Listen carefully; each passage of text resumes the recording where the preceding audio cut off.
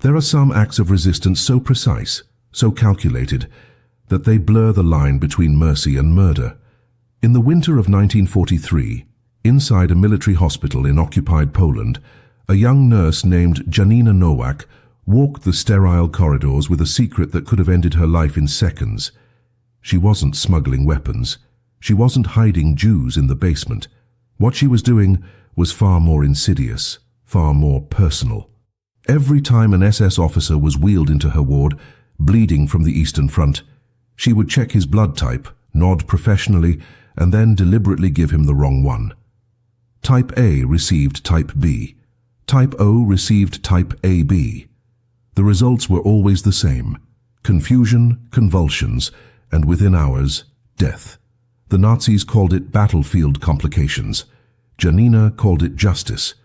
By the time the war ended, she had killed an estimated 23 SS officers, one transfusion at a time, and no one ever suspected the quiet girl with the perfect attendance record. This is the story they erased from history books, the kind of resistance that makes people uncomfortable because it forces us to ask a question we'd rather avoid. When does a healer become an executioner? The promise I'm making to you right now is simple. By the end of this video, you'll understand not just what Janina did, but why the world forgot her, why her method was so devastatingly effective, and why her story reveals a truth about occupied Europe that Hollywood has never dared to touch. You'll see the war through the eyes of someone who had no gun, no rank, no army behind her, just a nurse's uniform and a knowledge of human blood that she turned into a weapon. This isn't a story about heroes charging into battle. This is about something quieter, colder, and infinitely more dangerous. Poland in 1943 was a graveyard with a pulse. The Nazis had occupied the country for nearly 4 years, and Warsaw, once a city of light and culture, had become a machine designed to crush the human spirit. The Jewish ghetto had been liquidated. The resistance was being hunted street by street.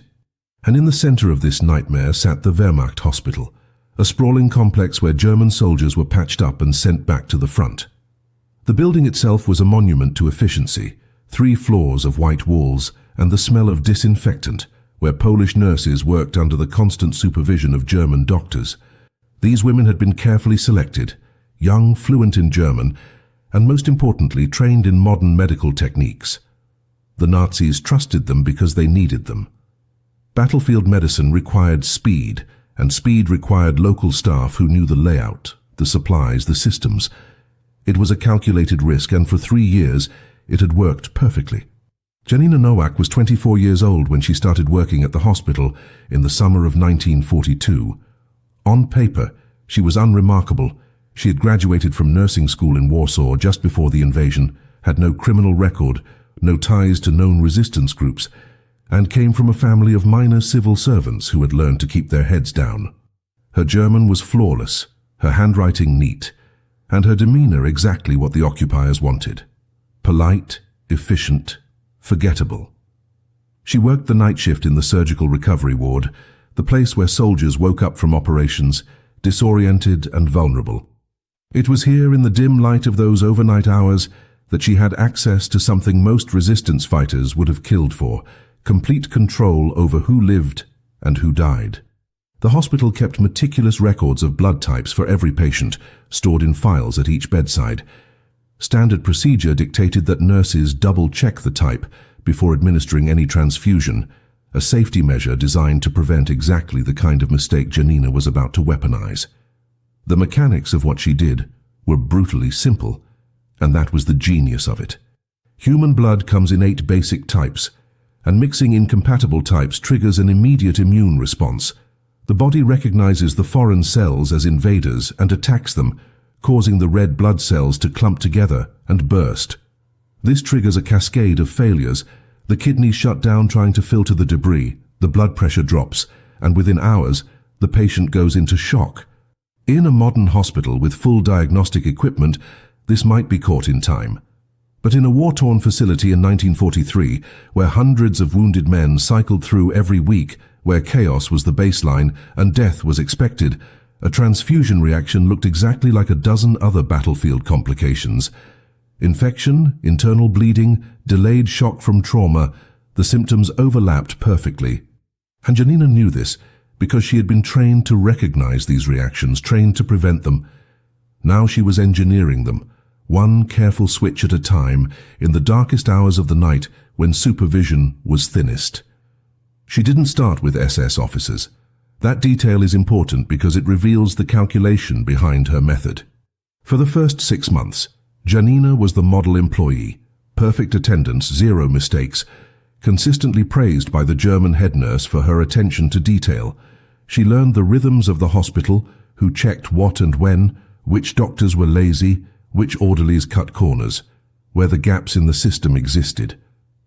She studied the filing system until she could pull a patient record in the dark. She memorized the blood storage protocol, the refrigeration units, the labeling system, the chain of custody. And only when she was certain, only when she had mapped every variable and calculated every risk, did she make her first switch. It was January 19th, 1943, and the patient was an SS Sturmbannführer named Klaus Zimmermann, recuperating from a shrapnel wound to his abdomen. His chart said Type A. Janina gave him Type B. He was dead by morning. Cause of death listed as post-operative infection. The death of Klaus Zimmermann should have triggered an investigation, but it didn't, and that tells you everything you need to know about the chaos inside that hospital in the winter of 1943. The Eastern Front was collapsing in slow motion. Stalingrad had just fallen, and trainloads of wounded were flooding back into occupied Poland every single day. The hospital was processing 3 times its capacity, beds in hallways, operations performed in shifts around the clock, and the mortality rate was already climbing. One more dead officer, even an SS officer, was just a statistic in a building where statistics had lost all meaning. The German head doctor signed off on the infection diagnosis without a second glance, and Zimmermann's body was shipped back to Berlin in a sealed coffin. Janina watched the paperwork get filed, watched the chuang get stripped and remade for the next patient, and understood something fundamental. She had found a crack in the system wide enough to kill through, but she didn't rush. That's what separates her story from the romantic myths of resistance we usually hear. There were no impulsive acts of vengeance, no dramatic moments of defiance.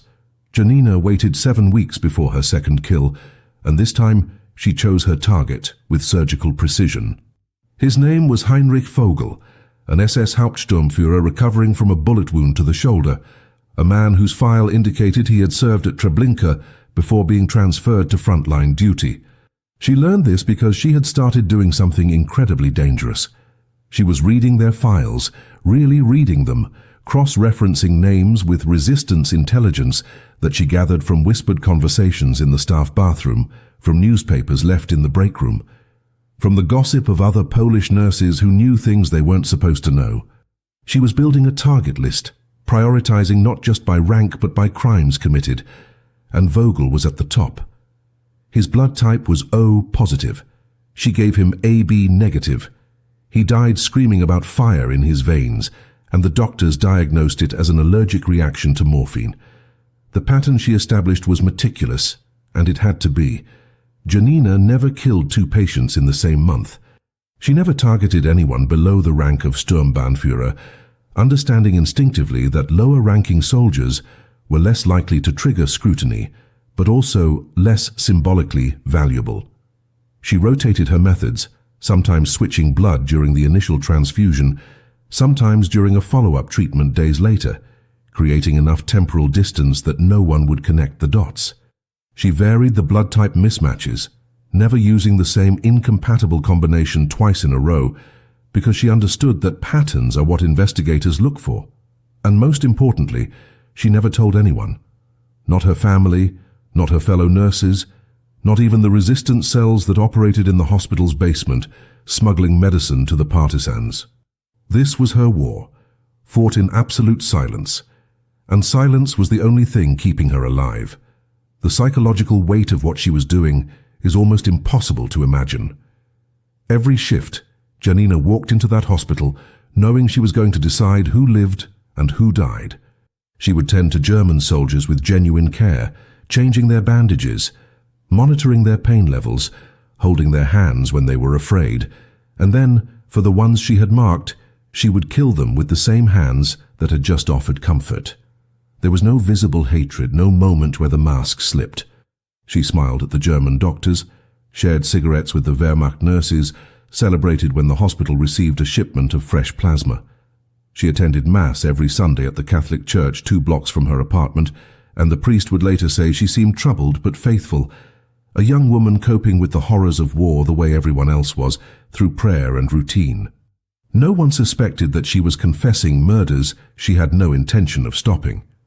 By the summer of 1943, Janina had killed 9 SS officers, and the hospital administration was finally starting to notice something was wrong. Not the pattern, not yet, but the numbers. The mortality rate in the surgical recovery ward was 0.7% higher than it should have been, a tiny statistical anomaly that would have been ignored in any other context, but was now flagged because Berlin was demanding efficiency reports. A German auditor arrived in July, a meticulous bureaucrat named Reinhardt, who spent 2 weeks reviewing every death in the previous 6 months. He interviewed nurses, examined supply logs, checked the refrigeration temperatures of the blood storage units. He came within inches of discovering what Janina had done, actually pulled the files of 3 of her victims and laid them side by side on his desk, noting that all 3 had died of similar symptoms. But then he made a mistake that saved her life. He assumed the problem was contaminated plasma from a bad batch, not deliberate sabotage. The hospital switched suppliers, installed new quality control measures, and Reinhardt returned to Berlin satisfied he had solved the mystery.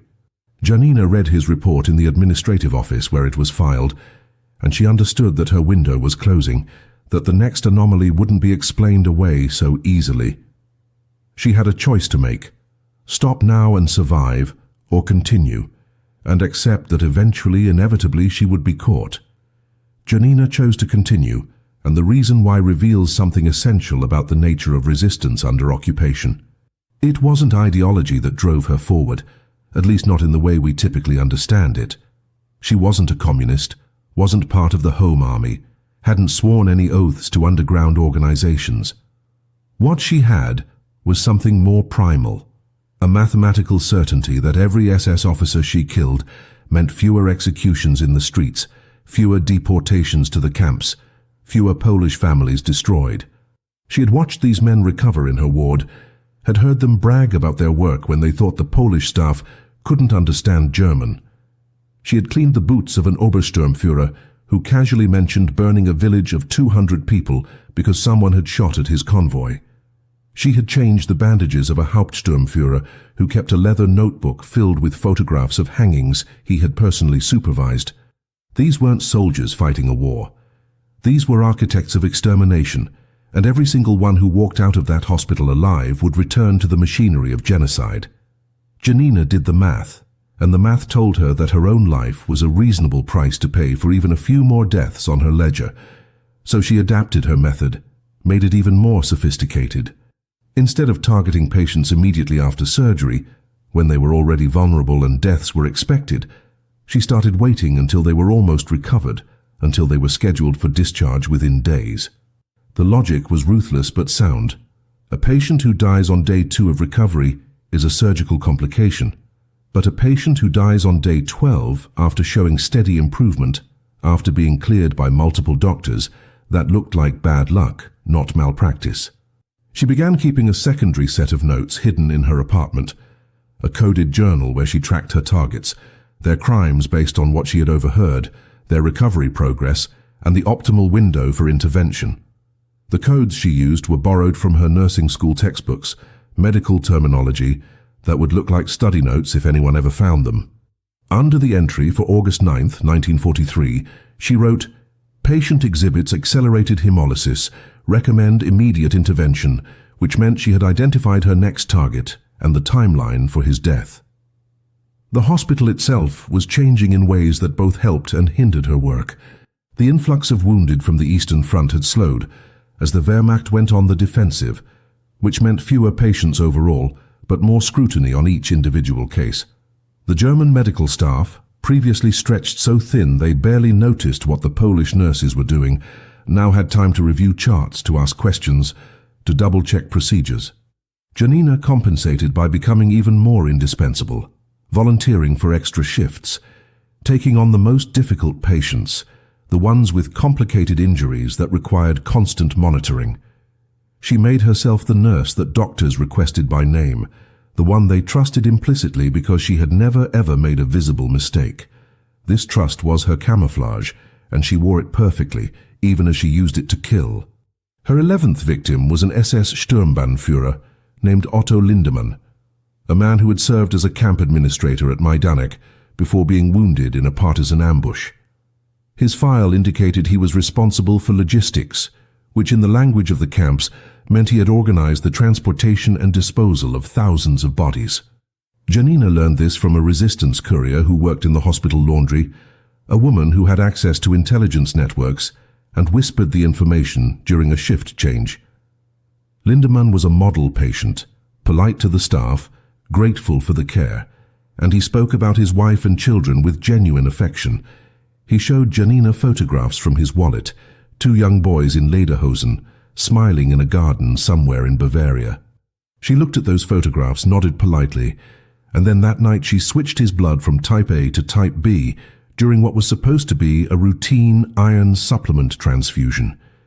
He died 36 hours later, and the official cause was listed as unexpected cardiac arrest, a tragic but not uncommon complication in recovering trauma patients. The killing of Lindemann marked a turning point because it was the first time Janina felt something close to doubt. Not moral doubt, she had made peace with what she was doing, but tactical doubt. The hospital had installed a new protocol after the auditor's visit. All transfusions now required a second nurse to verify the blood type before administration, a buddy system designed to catch exactly the kind of error she was engineering. This should have ended her operation entirely, but instead it revealed just how deep the cracks in the occupation system ran. The second nurse assigned to verify her work was a Polish woman named Christina, 20 years older, who had worked at the hospital since before the war. Christina never asked questions, never double-checked Janina's work, simply signed the verification forms and moved on to the next task. It took Janina 3 weeks to realize the truth. Christina knew exactly what she was doing and had chosen to look the other way. They never spoke about it directly, never acknowledged the silent conspiracy between them, but from that point forward, Janina had an accomplice whether she wanted one or not. The presence of Christina changed the mathematics of risk in ways Janina hadn't anticipated. On one hand, it meant she was no longer operating in complete isolation, that someone else knew or at least suspected what she was doing, and that knowledge was a vulnerability. Christina could be arrested, could be tortured, could give her up under interrogation, either deliberately or accidentally. But on the other hand, it meant Janina now had cover at the most critical moment of her operation, the verification step where she was most exposed. Christina's signatures on those forms were insurance, evidence that proper protocol had been followed, that 2 trained nurses had confirmed the blood type match. If an investigation ever happened, those signatures would deflect suspicion away from deliberate sabotage and towards systemic failure, bad labeling, contaminated storage, human error at scale. Janina understood this implicitly, and so she continued, but now with a strange sense of shared burden, knowing that somewhere in the building was another Polish woman who had also decided that some Germans deserved to die, and that the rules of medicine didn't apply to monsters. The autumn of 1943 brought a new category of patient to the hospital, and with them, a new level of moral complexity that Janina hadn't prepared for. These were the Waffen-SS combat veterans, men who had been pulled from the regular Wehrmacht and folded into the ideological elite, and unlike the camp administrators and occupation police she had been targeting, these soldiers had actually fought. They came in with horrific injuries from the Eastern Front, legs blown off by Soviet artillery, faces burned beyond recognition, bodies broken in ways that made her nursing training feel inadequate. Some of them were barely 20 years old, teenagers really, who had been recruited straight from the Hitler Youth and thrown into combat before they understood what war actually meant. Janina found herself in an impossible position.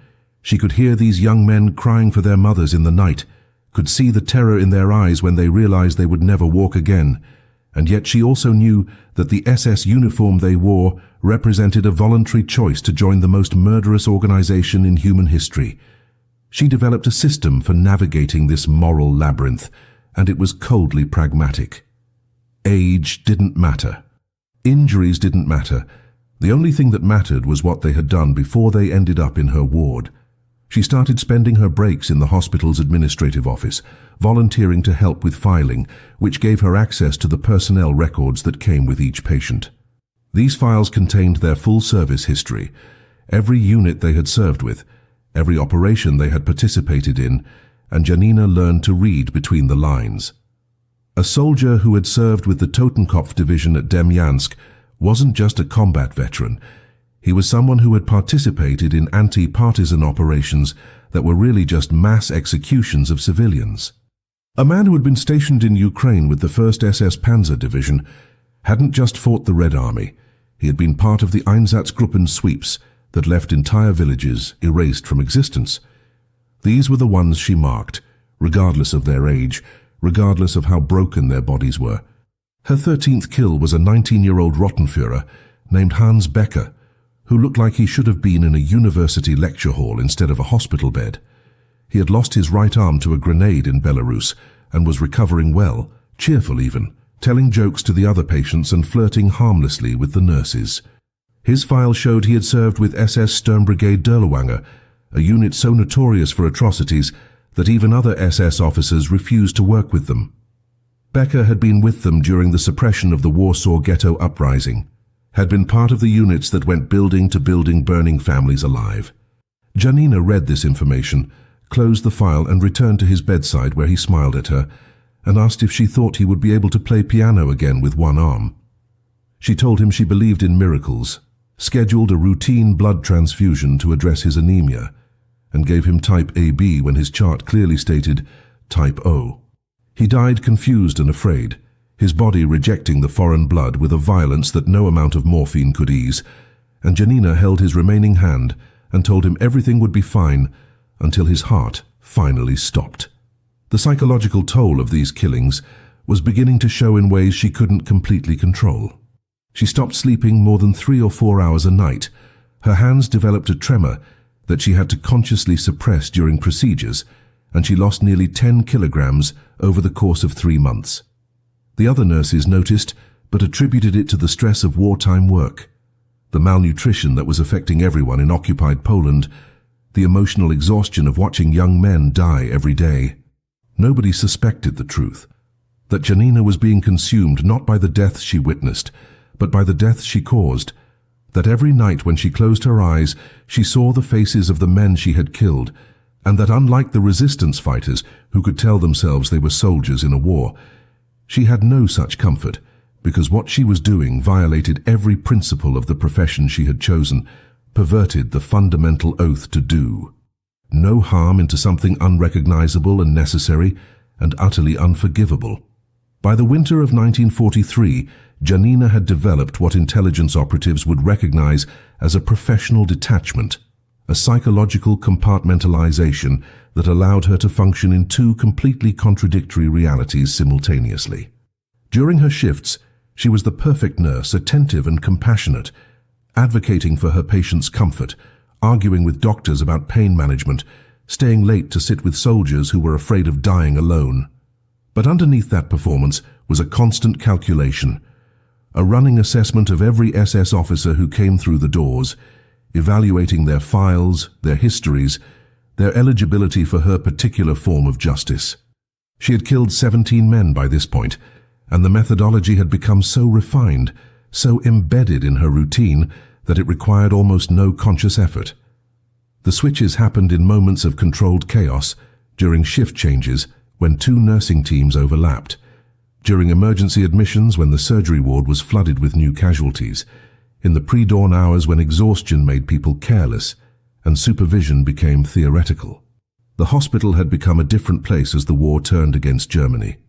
The optimism that had characterized the early occupation, the arrogant certainty of German invincibility, had curdled into something darker and more desperate. Officers no longer spoke about victory timelines. They spoke about holding positions, strategic withdrawals, necessary sacrifices. The photographs that used to circulate among the staff, images of German soldiers posing in front of conquered Soviet cities, had been replaced by letters from the front describing conditions that sounded apocalyptic: endless winter, no supplies, entire divisions disappearing into the Russian vastness. This desperation manifested in the hospital as a kind of institutional paranoia. The Gestapo started making random inspections, looking for sabotage, for black market activity, for any sign that the Polish staff was undermining the occupation. Twice in December alone, nurses were arrested on suspicion of stealing morphine for the resistance, and both times the women simply disappeared. No trial, no explanation, just empty beds in the staff dormitory and whispered rumors about what happened to people who ended up in Pawiak prison. Janina understood that her operation was living on borrowed time, that the Gestapo's increased presence meant discovery was no longer a question of if, but when. She started preparing for the endgame, destroying her coded journal page by page, burning each entry in the small stove in her apartment and scattering the ashes. She stopped keeping any written records at all, committing everything to memory instead: the names of her victims, their crimes, the dates of their deaths. She began distancing herself from the other Polish nurses, declining invitations to socialize, avoiding the conversations in the staff bathroom where resistance information was whispered, creating a deliberate isolation that would protect others if she was caught. She even considered stopping entirely, walking away while she was still free. But every time she seriously entertained the idea, another SS officer would arrive in her ward, another file would reveal another atrocity, and the decision would make itself. Her 18th victim arrived on January 7, 1944, and he was different from all the others, in a way that made Janina question whether she had finally found the limit of what she was capable of. His name was Friedrich Hoffmann, an SS Obersturmbannführer who had been serving as a commandant at Plaszow concentration camp before being critically wounded in a partisan attack. His injuries were catastrophic: multiple gunshot wounds to the chest and abdomen, and the surgeons who operated on him gave him less than a 20% chance of survival. He should have died on the operating table, but somehow he didn't. And over the following weeks he staged a recovery that the German doctors called miraculous. Hoffmann was conscious, alert, and unlike most of the SS officers who passed through the ward, he was educated and articulate, a former university professor who quoted Goethe and discussed philosophy with anyone who would listen. He treated the Polish nurses with a courtesy that bordered on respect, said please and thank you, never made crude remarks or issued orders like they were servants. But Janina had read his file, had seen the documentation of what he had overseen at Plaszow, the systematic murder of thousands of Jews, the selection processes, the arbitrary executions, the medical experiments. She had learned from resistance sources that Hoffmann had personally shot children in front of their parents as a method of maintaining discipline in the camp.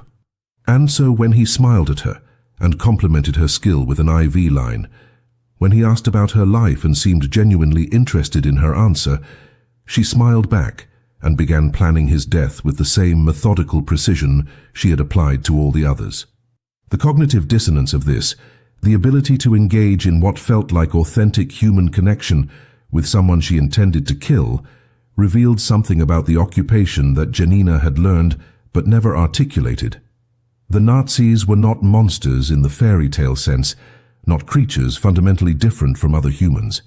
They were people, ordinary people, who had chosen to participate in extraordinary evil, and that ordinariness made them more terrifying, not less, because it meant the capacity for this kind of systematic cruelty existed in everyone, including herself. The killing of Friedrich Hoffmann required more planning than any of her previous operations, because he was too important to die quietly. As a camp commandant, his medical care was being monitored directly by officials in Berlin, with weekly reports sent to the SS Medical Administration detailing his condition and prognosis. A sudden death from transfusion complications would trigger exactly the kind of investigation Janina had spent 2 years avoiding, complete with autopsies, toxicology reports, and interviews with every staff member who had contact with him. She needed his death to look not just natural but inevitable, a tragic outcome of injuries that had been too severe from the beginning. So she did something she had never done before. She waited. For 3 weeks she provided Hoffman with impeccable care, monitoring his vitals obsessively, catching complications before they became critical, essentially keeping him alive longer than he would have survived without her intervention, all while documenting every detail in his chart to establish a pattern of declining health despite best efforts. The method she eventually chose was elegant in its simplicity and horrifying in its patience. Hoffman's injuries had caused significant internal trauma, and his recovery required multiple blood transfusions over an extended period to address ongoing anemia. Janina began administering incompatible blood in small quantities, not enough to trigger an immediate catastrophic reaction, but enough to cause cumulative damage to his kidneys and liver. Type A blood mixed carefully with Type B, just 20 milliliters at a time, hidden within the larger volume of compatible transfusions. His body was essentially being poisoned incrementally, his organs slowly failing under the strain of processing the foreign blood cells, but the decline was gradual enough that it looked like the expected trajectory of someone with his level of trauma. The German doctors noted the deteriorating kidney function, the elevated liver enzymes, the unexplained fevers, and attributed everything to systemic infection, a common complication in patients with multiple penetrating wounds. During those 3 weeks, Janina had conversations with Hoffman that she would remember for the rest of her life, not because they were profound, but because of their absolute banality. He told her about his 2 daughters in Munich, showed her a creased photograph of them playing in a park, worried aloud about how the war was affecting their education. He talked about his previous life as a professor of classical literature, his dissertation on Virgil, his love of teaching young minds. He asked Janina about her own family, whether she had siblings, what she had wanted to be before the war disrupted everything. These conversations happened while she was slowly killing him, while the incompatible blood she had given him hours earlier was destroying his kidneys cell by cell, and she engaged with complete authenticity, asking follow-up questions, sharing carefully edited details of her own life, creating the illusion of genuine human connection while administering death in measured doses. The contradiction between who Hoffman appeared to be in those conversations and what he had actually done at Plasov forced Janina to confront a truth about evil that most people never have to face directly. The man who quoted poetry and worried about his daughter's education was the same man who had shot children for sport, and these 2 realities existed simultaneously in the same person without any apparent internal conflict. Hoffman never expressed remorse, never hinted that he saw anything wrong with his service at the camp, and on the rare occasions when the subject of his work came up, he spoke about it with the detached professionalism of someone discussing administrative challenges, problems of logistics and efficiency that he had solved through innovative management techniques. Janina realized that he genuinely did not understand that he had done anything morally wrong, that in his internal narrative he was a loyal officer serving his country. And this realization was more disturbing than any amount of obvious cruelty would have been because it revealed the psychological mechanism that made the Holocaust possible. Ordinary people convinced that extraordinary evil was just another job. Hoffman died on February 3, 1944, after slipping into a coma caused by complete renal failure. The German doctors performed an autopsy that found exactly what Janina had predicted they would find: massive organ damage consistent with systemic infection and traumatic injury. The cause of death was listed as septic shock secondary to combat wounds, and a report was sent to Berlin, praising the hospital staff for their heroic efforts to save a valuable officer. Hoffman's body was shipped back to Germany with full military honors, and his widow received a letter from Heinrich Himmler personally commending her husband's service to the Reich. Nobody suspected murder, because the death looked exactly like what everyone expected: another casualty of a war that was consuming Germany's best men. Janina attended the small memorial service the hospital held for him, stood quietly in the back while German officers gave speeches about sacrifice and duty, and felt absolutely nothing. No guilt, no satisfaction, just a blank exhaustion that came from maintaining a performance that had no end in sight.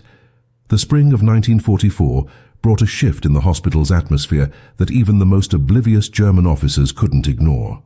The Soviet offensive was accelerating, pushing westward through Ukraine and Belarus, and the wounded flooding back into Poland now came with stories that contradicted every piece of propaganda the Reich had been broadcasting.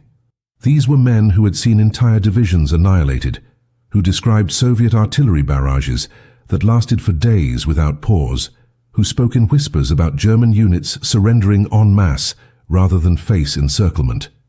The hospital was processing casualties at a rate that exceeded even the worst days of Stalingrad, and the medical staff was being pushed beyond any reasonable limit.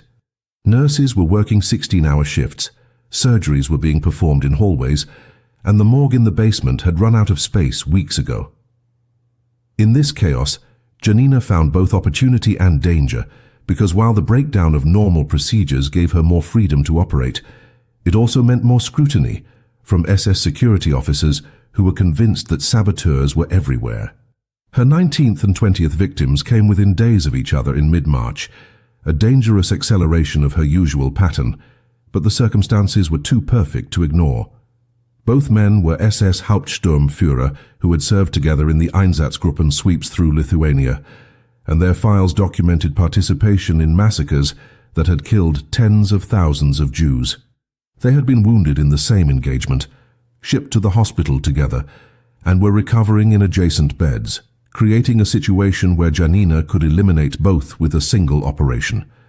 She waited until a night when the hospital admitted 43 new casualties from a field hospital evacuation, a moment of such complete chaos that even the German supervising nurses abandoned protocol and simply tried to keep people alive. During that madness, Janina administered incompatible transfusions to both officers within 20 minutes of each other, Type O to the one who needed Type A, Type B to the one who needed Type AB, and then moved on to help with the emergency admissions as if nothing had happened. Both men died within hours of each other, their bodies going into shock almost simultaneously, and the timing actually worked in Janina's favor because it suggested a systemic problem rather than individual malpractice. The German head doctor launched an immediate investigation, convinced that a batch of blood had been contaminated, and spent 2 weeks testing every unit in storage, interviewing suppliers, reviewing refrigeration logs. The investigation found nothing, because there was nothing to find. The blood itself was fine, but the doctor's report concluded that quality control had failed somewhere in the supply chain, and ordered new protocols that ironically made Janina's work even easier, because now every transfusion required such extensive documentation that the sheer volume of paperwork created gaps that she could exploit. The deaths were ruled accidental. The families received apologetic letters from the hospital administration, and Janina added 2 more names to the list she kept only in her memory. But the double killing had consequences she hadn't anticipated. Christina, the older nurse who had been silently covering for her, approached her 3 days later in the staff bathroom, the only place in the hospital where they could talk without being overheard. She didn't ask Janina directly about what had happened, didn't acknowledge anything explicitly, but she said something that made Janina's blood run cold. "They're watching the Polish nurses more carefully now, checking our work, reviewing our shifts. Whatever you're doing, you need to stop, because the next time something goes wrong, they won't investigate the blood supply, they'll investigate us." It was the only direct conversation they ever had about Janina's operation, and it ended with Christina walking out of the bathroom without waiting for a response, leaving Janina alone with the certainty that her window of invisibility was closing faster than she had calculated. The warning should have been enough to make her stop, but in April of 1944, something happened that made stopping impossible. A new patient arrived in the surgical ward, an SS Standartenführer named Victor Brandt, who was recovering from injuries sustained during the suppression of a partisan attack. Janina processed his admission paperwork, filed his records, and then froze when she saw the notation of his previous posting. He had been the administrative head of operations at Treblinka from 1942 to 1943, the period when the camp had murdered nearly 900,000 people. She had read about Treblinka in the underground newspapers that circulated among the resistance, had seen the testimonies from the handful of prisoners who had escaped, had tried to comprehend the industrial scale of the killing, and failed because the human mind isn't built to process that level of atrocity. And now one of the architects of that machinery was lying in a bed 15 meters from where she stood, recovering comfortably, joking with the orderlies about how he couldn't wait to get back to his desk job, as if his desk job hadn't been the coordination of mass murder on a scale that made the ancient conquerors look like amateurs. Victor Brandt represented everything Janina had been fighting against, compressed into a single human being, and the opportunity to kill him felt less like a choice and more like a moral imperative that overrode every rational consideration of risk. His injuries were relatively minor compared to most patients, shrapnel wounds to the leg and torso that required surgery but weren't life-threatening, which meant he would recover quickly and return to whatever administrative role the SS had planned for him next. Janina understood that if she was going to act, she had a narrow window, perhaps 2 weeks at most, before he was discharged and sent back to Berlin where he would be untouchable. But Brandt's high rank meant his care was being monitored even more closely than Hoffmann's had been, with daily reports sent directly to SS headquarters and regular visits from security officers who seemed to be assessing the hospital staff as much as checking on the patient. Every nurse who entered his room was scrutinized, every procedure documented in duplicate, and the level of oversight made what Janina was planning essentially suicidal. She spent 5 days observing the patterns of surveillance around Brandt, mapping who checked on him and when, identifying the brief gaps in coverage that existed even in the most controlled environments. The vulnerability she found was almost absurdly simple. The night shift security officer, a Wehrmacht lieutenant named Schmidt, who was responsible for checking on high-value patients every 2 hours, had developed a habit of taking his rounds 15 minutes early so he could spend the last part of his shift smoking in the courtyard. This created a window between 2:15 and 3:30 in the morning when Brandt was technically unsupervised, and if Janina timed it perfectly, she could administer the transfusion, complete the paperwork, and be back at the nurse's station before Schmidt finished his cigarette. The plan required precision that bordered on the impossible, but the alternative was letting Brandt walk out of the hospital alive, and that wasn't something Janina could accept. On the night of April 23rd, she executed the operation with a calmness that surprised even herself. At 2:17 in the morning, she entered Brandt's room carrying a bag of type AB blood when his chart clearly indicated type O negative. He was awake, reading a book by the dim light above his bed, and he smiled when he saw her, made a comment about how dedicated she was to work such terrible hours. Janina smiled back, told him this would help with his recovery, and inserted the IV line with the practiced efficiency of someone who had done this thousands of times. Brandt barely flinched, returned to his book, and Janina stood there for a moment watching the incompatible blood flow into his veins, watching him turn the pages of his book, completely unaware that he was dying, and she felt a strange sense of peace that had been absent from all her previous killings. This wasn't complicated. This wasn't morally ambiguous. This was removing a plague from the world, and if it cost her everything, it was still worth it. The reaction started faster than she had anticipated, Brandt's body recognizing the foreign blood almost immediately and mounting a catastrophic immune response. Within 20 minutes he was gasping for air, his skin flushing red as his blood pressure spiked, his hands clutching at his chest as the pain intensified. He tried to call for help, but his voice came out as a rasp, tried to reach for the call button, but his muscles were seizing, and Janina stood at the foot of his bed watching with clinical detachment as his body shut down system by system. She should have left immediately, should have returned to the nurse's station and established her alibi, but instead she stayed, and when Brandt's eyes found hers in those final moments, when he realized with absolute clarity that this wasn't an accident, that the Polish nurse standing calmly at the foot of his bed had deliberately killed him, Janina leaned forward and whispered in perfect German, "This is for Treblinka." His eyes widened in understanding, and then the light went out of them entirely. The decision to speak those words was the first genuine mistake Janina had made in 2 years of killing, a moment of emotional indulgence that violated every principle of operational security she had established. If Brandt had survived even 30 more seconds, if he had managed to communicate what had happened to anyone, Janina would have been arrested immediately. But his heart stopped before he could move, before he could make a sound. and he died with the knowledge that he had been murdered, but no ability to share that knowledge with anyone.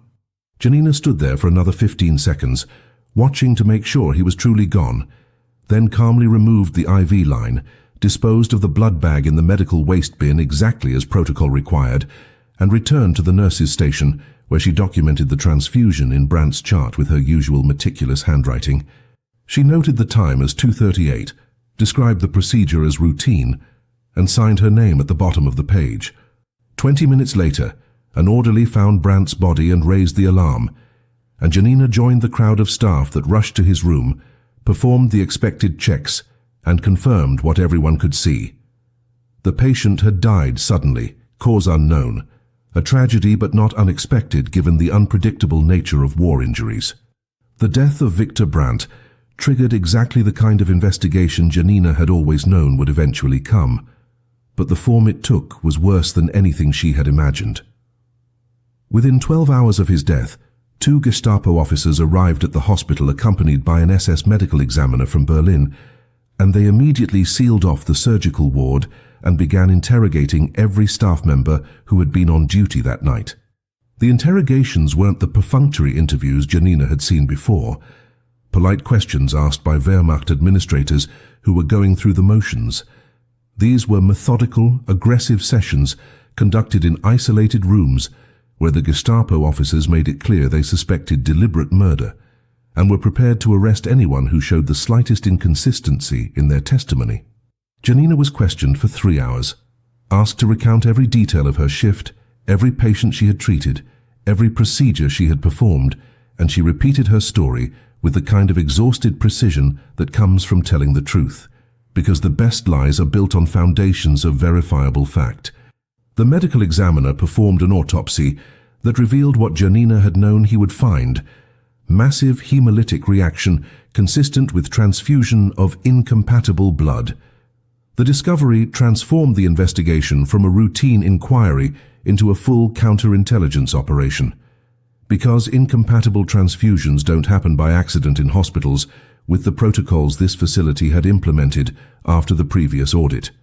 The Gestapo officers began working backwards through every death in the surgical ward for the previous 18 months, cross-referencing patient records with blood bank logs, interviewing nurses about their procedures, looking for patterns that would indicate sabotage. Janina watched this investigation unfold with a terror she had never experienced during the actual killings, because she understood that if they analyzed the data correctly, if they compared her shift schedules with the timing of suspicious deaths, they would find a correlation that could only mean one thing. But the investigation was saved from that conclusion by the chaos of war and the fundamental dysfunction of the Nazi bureaucratic system. The hospital's record-keeping, which had seemed so meticulous on the surface, turned out to be riddled with gaps and inconsistencies because the staff had been overwhelmed for years and had been cutting corners just to keep up with the volume of casualties. Blood bank logs were incomplete, shift schedules had been amended retroactively to cover staffing shortages, and patient files were missing entire sections because documents had been lost during evacuations or emergency admissions.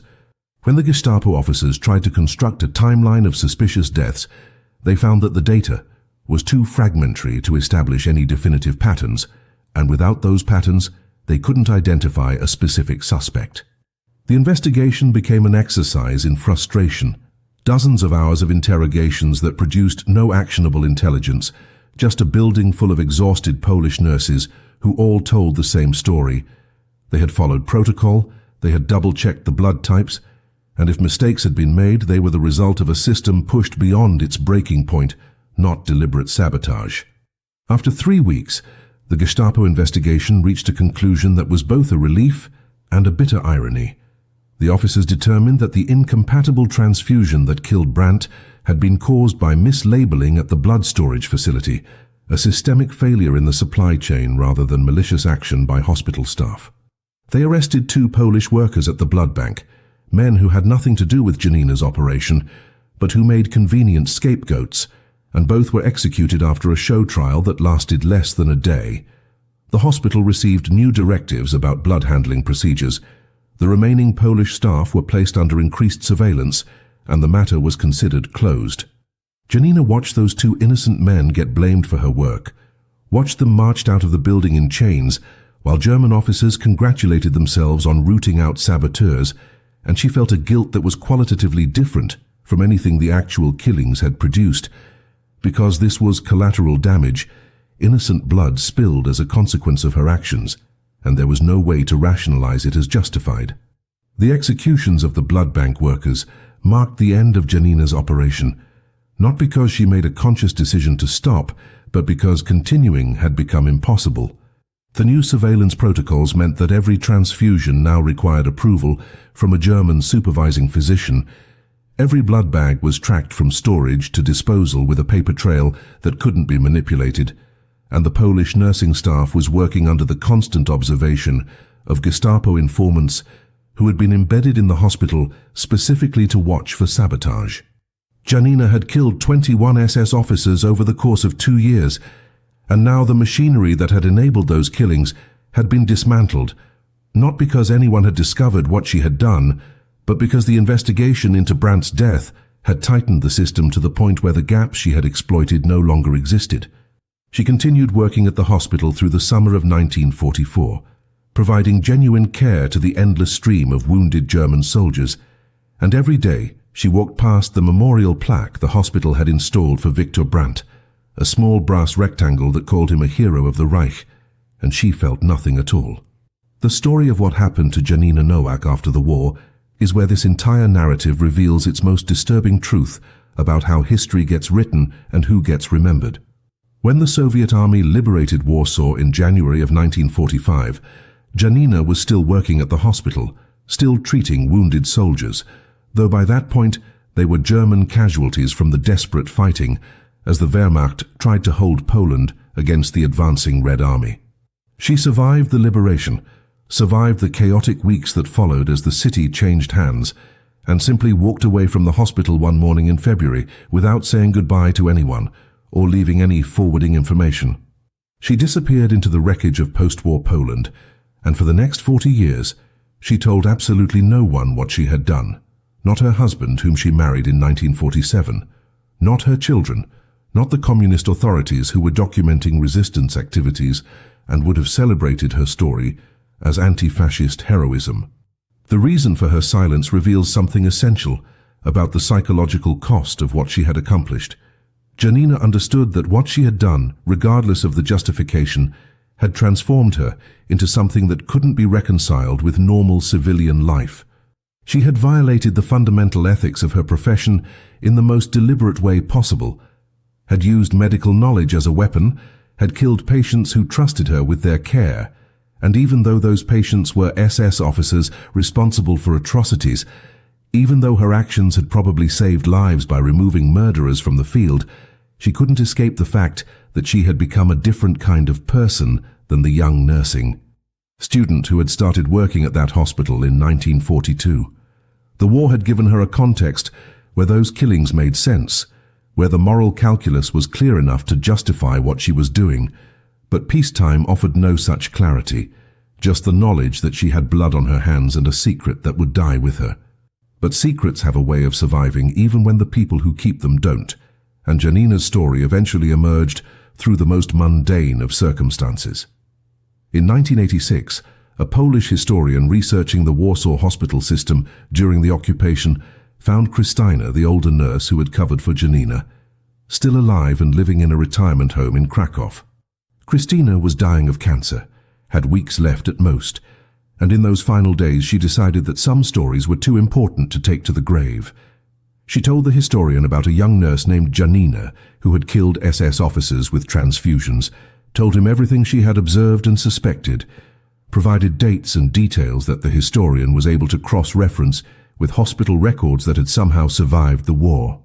The historian tracked down Janina, who was by then 70 years old, living quietly in a small apartment in Warsaw, and confronted her with what Krystyna had revealed.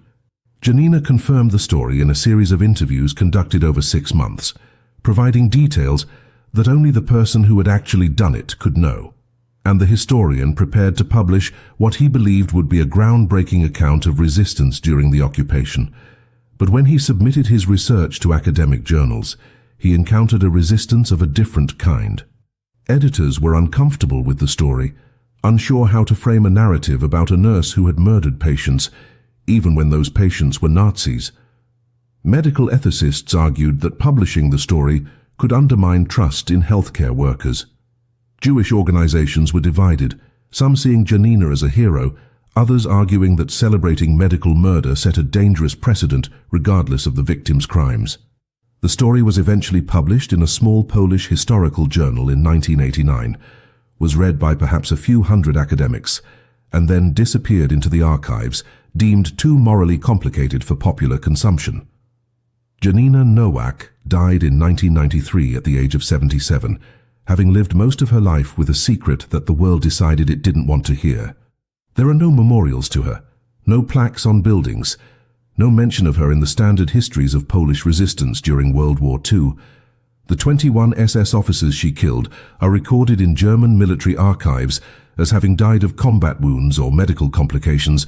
Their families received pensions, and some have descendants who still believe their grandfathers were heroes who fell defending Europe from Bolshevism. The two innocent men who were executed in her place have no graves, no records, just a notation in a Gestapo file that they were shot for sabotage. And the larger truth that Janina's story reveals, the truth that makes people so uncomfortable they would rather forget it entirely, is that resistance during occupation often required becoming the thing you were fighting against, that stopping monsters sometimes meant using monstrous methods, and that the people who were willing to cross that line, who sacrificed not just their lives but their souls to fight back, are the ones history has the hardest time acknowledging, because they force us to confront questions we would rather not answer, about what we would do in their position, and whether we would have the courage to become what Janina Nowak became. A healer who killed, a nurse who weaponized mercy, and a woman who understood that sometimes the only way to save lives is to take them, one careful transfusion at a time,